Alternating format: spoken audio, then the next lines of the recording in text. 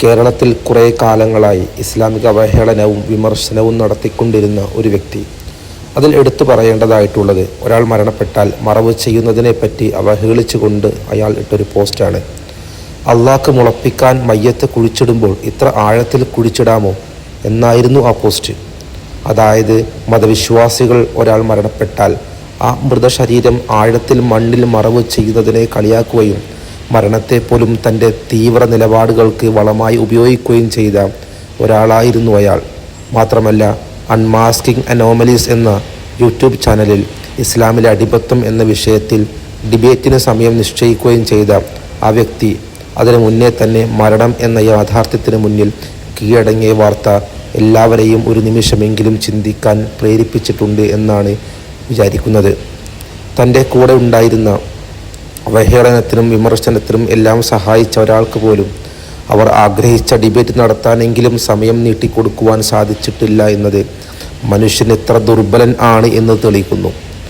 അടിമത്ത വിഷയത്തിൽ ചർച്ചയ്ക്ക് പോകാൻ തയ്യാറായ അയാൾ എല്ലാവരും സൃഷ്ടാവായ അള്ളാഹുവിൻ്റെ അടിമയാണെന്നും അവൻ വിളിച്ചാൽ പോകേണ്ടതാണെന്നുമുള്ള സത്യം മറന്നുപോയി എന്ന് വേണം കരുതാൻ.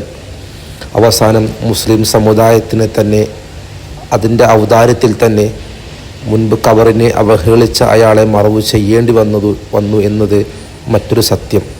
ഇതുമായി ബന്ധപ്പെട്ട് സൂറത്ത് മുൽക്കിലെ ചില വചനങ്ങൾ വായിക്കാമെന്ന് വിചാരിക്കുന്നു. അള്ളാഹു പറയുന്നു, നിങ്ങളിൽ ആരാണ് കൂടുതൽ നന്നായി പ്രവർത്തിക്കുന്നവൻ എന്ന് പരീക്ഷിക്കുവാൻ വേണ്ടി മരണവും ജീവിതവും സൃഷ്ടിച്ചവനാകുന്നു അവൻ പ്രതാപിയും ഏറെ പൊറുക്കുന്നവനുമാകുന്നു. 7 ആകാശങ്ങളെ അടുക്കുകളായി സൃഷ്ടിച്ചവനാകുന്നു അവൻ. പരമകാരുണ്യകൻ്റെ സൃഷ്ടിപ്പിൽ യാതൊരു ഏറ്റക്കുറവും നീ കാണുകയില്ല. എന്നാൽ നീ ദൃഷ്ടി ഒന്നുകൂടെ തിരിച്ചു കൊണ്ടുവരൂ. വല്ല വിടവും നീ കാണുന്നുണ്ടോ? പിന്നീട് 2 തവണ നീ നിൻ്റെ കണ്ണിനെ തിരിച്ചു കൊണ്ടുവരൂ. നിൻ്റെ അടുക്കലേക്ക് ആ കണ്ണ് പരാജയപ്പെട്ട നിലയിലും പരവശമായി കൊണ്ടും മടങ്ങി വരും. തങ്ങളുടെ രക്ഷിതാവിൽ അവിശ്വസിച്ചവർക്കാണ് നരകശിക്ഷയുള്ളത്. തിരിച്ചെത്തുന്ന ആ സ്ഥലം വളരെ ചീത്ത തന്നെ. അവർ അതിൽ നരകത്തിൽ എറിയപ്പെട്ടാൽ അതിനവർ ഒരു ഗർജനം കേൾക്കുന്നതാണ്. അത് തിളച്ചു മറിഞ്ഞുകൊണ്ടിരിക്കുകയും ചെയ്യും. കോപം നിമിത്തം അത് പൊട്ടിപ്പിളർന്നു പോകുമാറാകും. അതിൽ നരകത്തിൽ ഓരോ സംഘവും എറിയപ്പെടുമ്പോഴൊക്കെ അതിൻ്റെ കാവൽക്കാർ അവരോട് ചോദിക്കും, നിങ്ങളുടെ അടുത്ത് മുന്നറിയിപ്പുകാരൻ വന്നിരുന്നില്ലേ? അവർ പറയും, അതെ, ഞങ്ങൾക്ക് മുന്നറിയിപ്പുകാരൻ വന്നിരുന്നു. അപ്പോൾ ഞങ്ങൾ നിഷേധിച്ച് തള്ളുകയും അള്ളാഹു യാതൊന്നും ഇറക്കിയിട്ടില്ല, നിങ്ങൾ വലിയ വഴികളിൽ തന്നെയാകുന്നു എന്ന് ഞങ്ങൾ പറയുകയാണ് ചെയ്തത്. ഞങ്ങൾ കേൾക്കുകയോ ചിന്തിക്കുകയോ ചെയ്തിരുന്നെങ്കിൽ ഞങ്ങൾ ജ്വലിക്കുന്ന നരകാഗ്നിയുടെ അവകാശികളുടെ കൂട്ടത്തിലാകുമായിരുന്നില്ല എന്നും അവർ പറയും.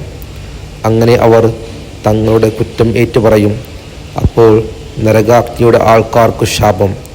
അള്ളാഹു നമ്മളെല്ലാവരെയും ഹിദായത്തിൽ മുസ്ലിമായി കൊണ്ട് തന്നെ മരിപ്പിക്കാൻ അനുഗ്രഹിക്കട്ടെ എന്ന് പ്രാർത്ഥിച്ചുകൊണ്ട് ആഖിറു ദഅ്വാനാ അൽഹംദുലില്ലാഹി റബ്ബിൽ ആലമീൻ. അസ്സലാമു അലൈക്കും വറഹ്മത്തുള്ളാഹി വബറകാതുഹു.